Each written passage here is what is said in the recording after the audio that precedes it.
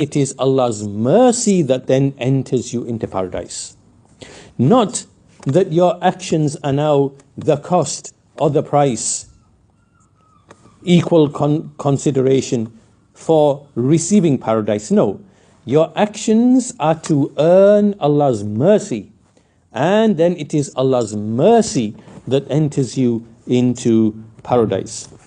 And this is because, as the Shaykh says, لأن الله يرحم من عمل صالحا وأطاعه سبحانه وتعالى بقدر الإمكان وإن حصلت منه حفوات فإنه بشر والبشرية لا بد أن تتأثر في هذه الدنيا وبما فيها.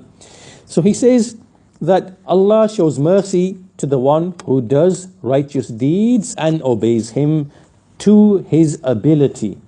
Even if some slips and mistakes happen from him, he's man, and man, is affected by this world, obviously, so therefore he will sin and follow his desires. However, righteous actions are the cause of entering into Allah's mercy, and it is Allah's mercy which then enters him into paradise. So if a person, فإذا كان الإنسان في أغلب أحواله على الاستقامة, if a person in the most of his life or most of his deeds are upon istiqamah, or upon righteousness, upon goodness, then he can hope in Allah subhanahu wa ta'ala with a good hope that Allah will enter him into his mercy and his paradise. And the actions themselves are not the direct cause of entering into paradise. And this is a key sentence: وَلَا تَكُونُ الْأَعْمَالُ سَبَبًا لِلْجَنَّةِ وَلَكِنَّهَا سَبَبٌ فِي حُصُولِ الرَّحْمَةِ الَّتِي بِهَا يَدْخُلُ الْعَبْدُ الْجَنَّةِ. Right? So this really kind of captures the essence of the point, which is that actions are not the direct cause of entering into paradise, but they are a cause of obtaining the mercy of Allah, by which a servant enters into paradise. So this is the correct way to look at it. And the Shaykh gives a nice story. He says there is a story, however it is ضعيف. وهناك قصة إلا أنها ضعيفة. There's a story, but it is ضعيف. It is mentioned يحكى أن رجلا ممن كان قبلنا. It is mentioned that there was a man from the nations who came before us. ظل 500 سنة. He lived for 500 سنة. He lived for 500 years. يعبد الله, worshipping Allah. وسأل الله أن يقبضه وهو ساجد. And he made dua to Allah to take his soul while he is in the state of prostration. فحصل له ذلك. So this happened. Allah answered his dua. He was prostrating, and Allah took his soul. And then it is mentioned, فيروى أنه يوم القيامة.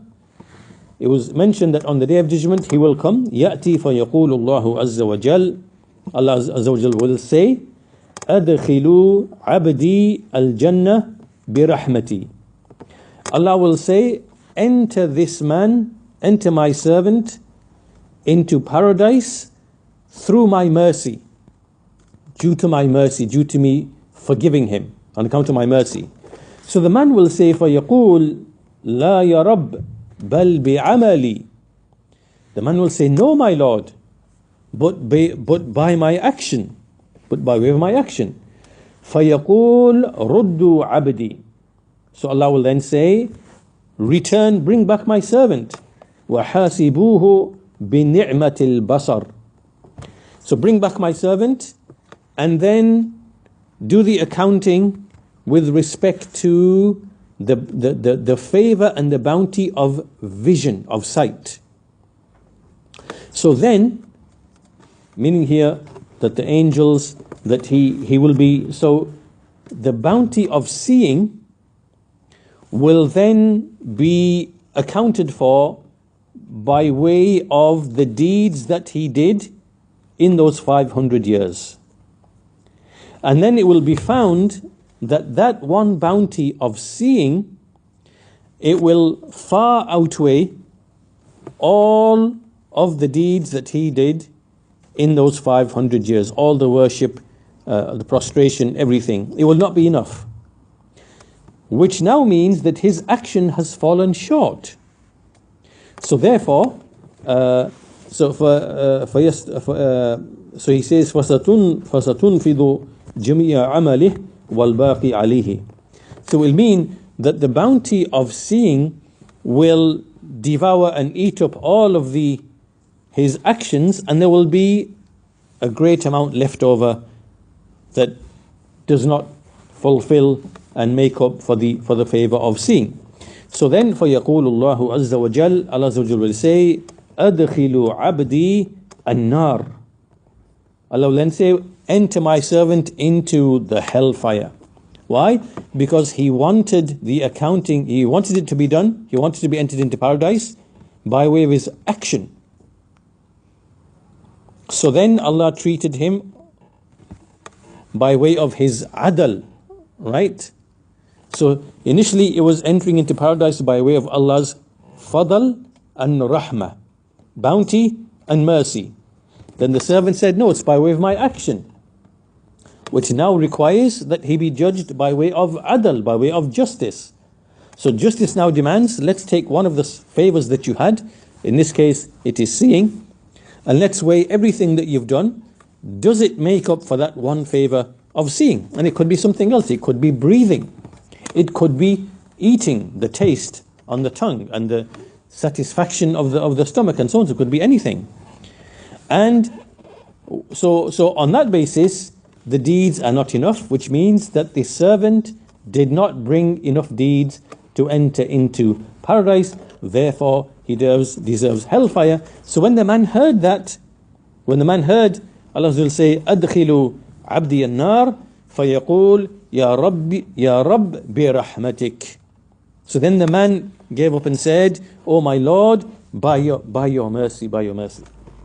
So the Shaykh says what is important here is this narration of this report. It's da'if, it's not authentic. Even if it was authentic, if it was authentic, then within it is an admonition. There is a lesson in this hadith. And so what it shows is that a person does not deserve paradise by way of his actions, and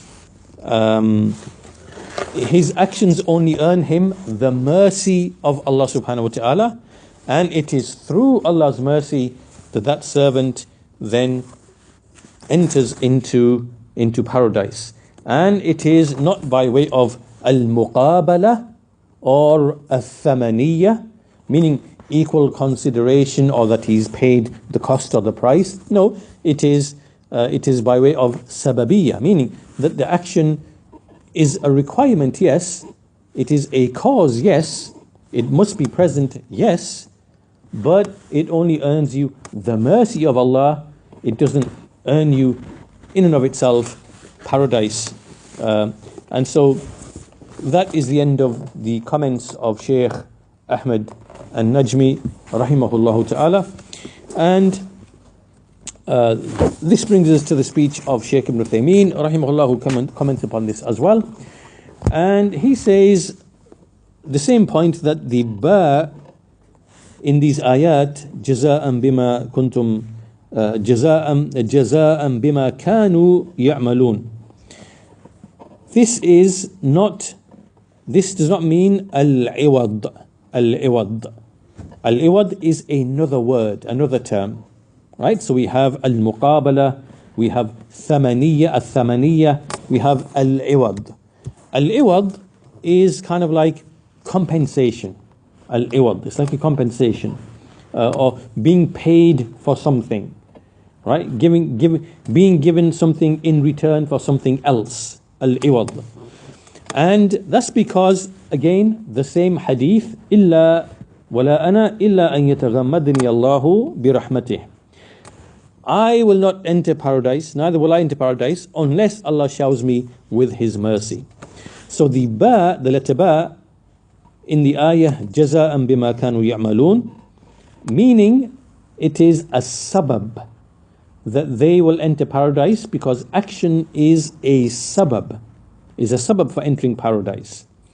And it's not the meaning of iwad, meaning that you are now deserving. It's a bit like if you hire somebody to do a job for you, or you hire a taxi or something, and you take the service, you take the benefit.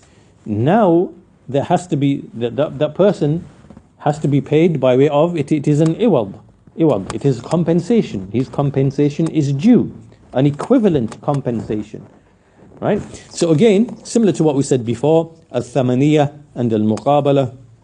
So paradise is not an iwad, right? It is not a compensation, an equivalent compensation.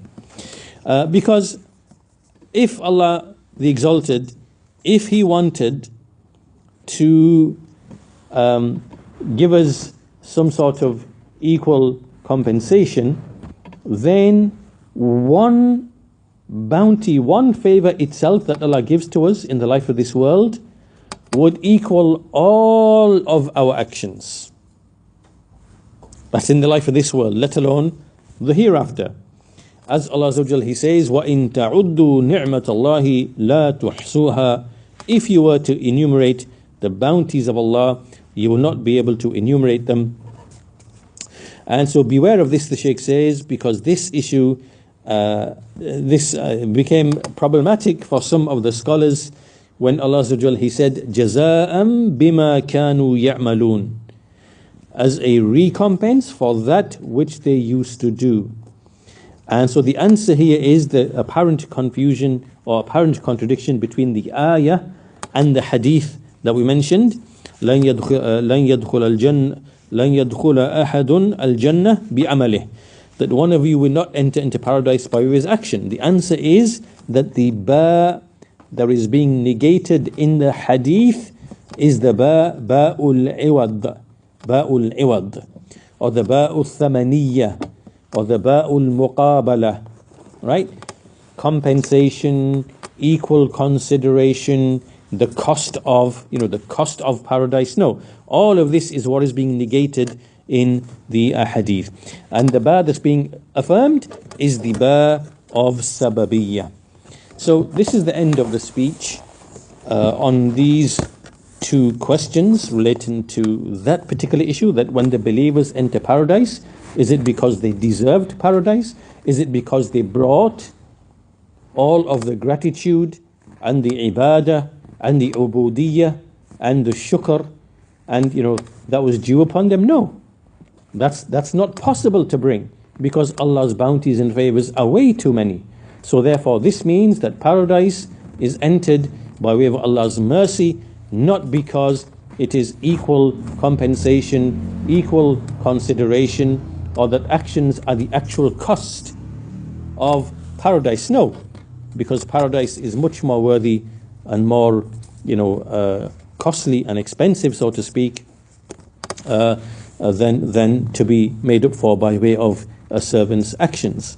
So that brings us to the end of that. This brings us to the next question, and now we start a topic related to al-qadr. So this now is the sixth and the final pillar of Iman. So everything that we've been discussing previously, right until the last question, all of it has been under the fifth pillar, which is belief in the last day.